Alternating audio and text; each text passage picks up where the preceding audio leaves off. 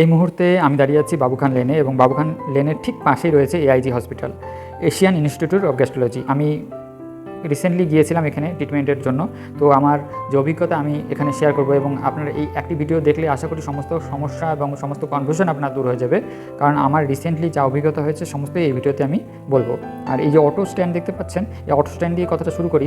এখানে কিন্তু অটোর একটি নিয়ম আছে যে উঠলেই 50 টাকা, সে আপনি 1 কিলোমিটারই যান না কেন এবং একজনই যান না কেন। তো পাশের যে রাস্তাটি সেটি কিন্তু সোজাসুজি হাঁটলে পরেই এই ধরুন 100 মিটার থেকে 200 মিটারের মধ্যে, তারপরেই কিন্তু বাঁদিকে আপনার এই এআইজি হসপিটালের মেইন যে এন্ট্রান্স এবং সেই এন্ট্রান্স। চলুন এই রাস্তা দিয়ে আপনাকে নিয়ে যাই ভেতরে এআইজি। এবং এআইজি সম্পর্কে আরেকটা কথা বলে রাখি যে আপনি যদি এখানে আসতে চান আগাম কিন্তু অ্যাপয়েন্টমেন্টও বুক করতে পারেন অথবা সরাসরি এসে ডাক্তারও দেখাতে পারেন। যদি অ্যাপয়েন্টমেন্ট নেন তার নাম্বারও আমি বলে দিচ্ছি 4042444222। আরেকবার বলছি 4042444222। এবং তার আগে ভারতবর্ষের যে কোড, তো এসটিডি কোডটা কিন্তু +91 দিতেই হবে। তো এই কিন্তু আমরা প্রবেশ করছি একদম এআইজির মেন বিল্ডিংয়ে এবং এখানেই কিন্তু মেন বিল্ডিংয়ে শুরু এবং অপোজিট দিকে রয়েছে প্রাচীন যে ভারতবর্ষের ঋষিমণি চিকিৎসা শাস্ত্রের ক্ষেত্রে তাদের মূর্তিগুলি কিন্তু পাশাপাশি স্ট্যাচু আকারে রয়েছে। এই এআইজিতে কিন্তু আপনাকে আসতে গেলে কিন্তু সেকেন্দ্রাবাদ রেল স্টেশন হয়ে আসতে হবে অথবা হায়দ্রাবাদ এয়ারপোর্ট। তো এই যে মূর্তিগুলির কথা আমি বলছিলাম, তো এই মূর্তিগুলো অপোজিটেই কিন্তু মেন বিল্ডিংয়ের যে মেন এন্ট্রান্স সেটি। তো আরেক কথা যেটা বলছিলাম, হায়দ্রাবাদ স্টেশন থেকে কিন্তু আপনার এখান থেকে দূরত্ব 20 থেকে 22 কিলোমিটার, এয়ারপোর্ট থেকেও মোটামুটি ওরকমই দূরত্ব। তো আপনি অটো করে চালিয়ে আসতে পারেন বা গাড়ি বুক করেও আসতে পারেন। ঘন্টাখানেক সময় লাগবে, কারণ এখানে ট্রাফিক কিন্তু ভীষণ হাই, প্রচণ্ড রাস্তায় গাড়ি, তো সময় হাতে নিয়েই আসবেন। এটি হলো নতুন এআইজি, পুরনো নয়। এআইজি দুটো রয়েছে হায়দ্রাবাদে। তো এই এআইজি নতুন এআইজি যেটা গচ্চিবলিতে আছে, এটি ধরুন 5 বছর হয়েছে এখানে এসেছে এবং তার আগে পর্যন্ত পুরনো এআইজিটি ছিল বাঞ্জারা হিলসের কাছে।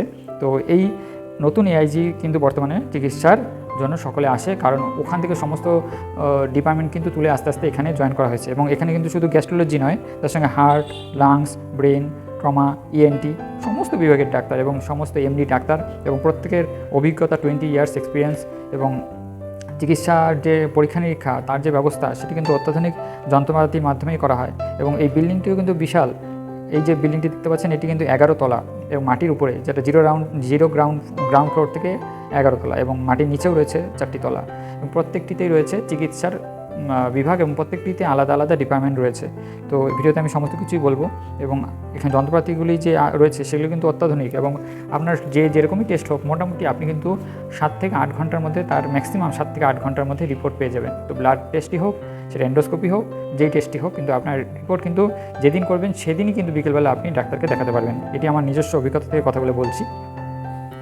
নর্মালি এআইজিতে ট্রিটমেন্ট করতে যদি আসেন আপনার খুব দ্রুত পরিষেবা আপনি এখানে পাবেন এবং আপনি হয়তো 2 দিনের মধ্যে আপনার ট্রিটমেন্ট সম্পূর্ণ হয়ে যাবে। কারণ যেদিন আসবেন সেদিন তো আপনি ডাক্তারকে যদি দেখিয়ে দিতে পারেন, তাহলে তারপরের দিন আপনি সকাল সকাল গিয়ে সমস্ত টেস্টগুলি করাবেন এবং বিকেলবেলায় তার রিপোর্ট হাতে পেয়ে যাবেন এবং সরাসরি আপনি কিন্তু ডাক্তার দেখিয়ে ওষুধগুলোও নিয়ে নিতে পারেন। তো এক্ষেত্রে আপনার 2 দিনের মধ্যে সম্পূর্ণ ট্রিটমেন্ট হয়ে যায়, যদি খুব বেশি জটিলতা না থাকে। খুব বেশি জটিলতা থাকলে অবশ্যই সেক্ষেত্রে হয়তো আপনাকে ডেট দিয়ে দিবে, তো সেই অনুযায়ী আসতে হবে। কিন্তু আপনার নর্মালি ধরে রাখেন 2 দিনের মধ্যে হয়ে যায়। এবং এখানে বিল্ডিংটা আপনি দেখতে পাচ্ছেন এ ব্লক এবং বি ব্লক বলে ওরা, টাওয়ার এ এবং টাওয়ার বি। তো এই টাওয়ার এতে কিন্তু মেইনলি সমস্ত ট্রিটমেন্টটা হয়ে যায়, কিছু কিছু টেস্ট টাওয়ার বিতেও হয়। তো এই বিল্ডিংয়ে আমি ভিতরে গেলে আপনাদের দেখাতে পারবো যে এখানে কিন্তু প্রত্যেকটা ঘরে আলাদা আলাদা করে নাম রয়েছে, এ থেকে জেড পর্যন্ত। তো প্রত্যেকটা আলাদা আলাদা ক্লাস্টার বলা হয়, প্রত্যেকটা আলাদা আলাদা ঘরে আলাদা আলাদা ডিপার্টমেন্ট বা আলাদা আলাদা ডাক্তার বসেন। তো এই ভিতরে প্রবেশ করছি সেখানে কিন্তু যাতে ভিড় না হয় বা ভিড়, এত মানুষ, প্রচুর মানুষ রয়েছে এখানে চিকিৎসার জন্য আসে যারা এবং থাকেন আশেপাশে হোটেলে এবং তারা সকাল থেকেই চলে আসেন এখানে। তো ভিড় কিন্তু সকাল থেকেই শুরু হয়ে যায় এবং রাত্রি 8টা 9টা 9:30 পর্যন্ত কিন্তু এখানে খোলা থাকে। তো এখানে দেখতে পাচ্ছেন সামনেই সেলফ রেজিস্ট্রেশন কিয়ক্স। এখানে আপনি নিজে দাঁড়িয়ে আপনার আধার নাম্বার দিয়ে এবং মোবাইল নাম্বার দিয়ে সহজেই নিজের নামকে কিন্তু রেজিস্টার করতে পারবেন। শুধু রেজিস্ট্রেশন, এখানে কিন্তু আপনাকে ডাক্তার সিলেক্ট করতে হবে না, কিছুই সিলেক্ট করতে হবে না, জাস্ট রেজিস্ট্রেশন। এবং এই রেজিস্ট্রেশন ছাড়া কিছু হবে না। এই যে আপনি দেখুন এবং এখানে মনিটরের সামনে কিছুজন বসে রয়েছেন হেল্প করার জন্যই। তো তারা কিন্তু শুধুই মৌখিক হেল্প করবেন আপনাকে, কিন্তু সমস্ত কিছুই আপনাকে কিন্তু সেলফ রেজিস্ট্রেশনের মধ্যে করতে হবে। এই সেলফ রেজিস্ট্রেশন কীভাবে করতে হয় সেটা যদি জানতে চান অবশ্যই ভিডিও কমেন্টে আমাকে জানাবেন, আমি তারও ভিডিও নিয়ে আসবো।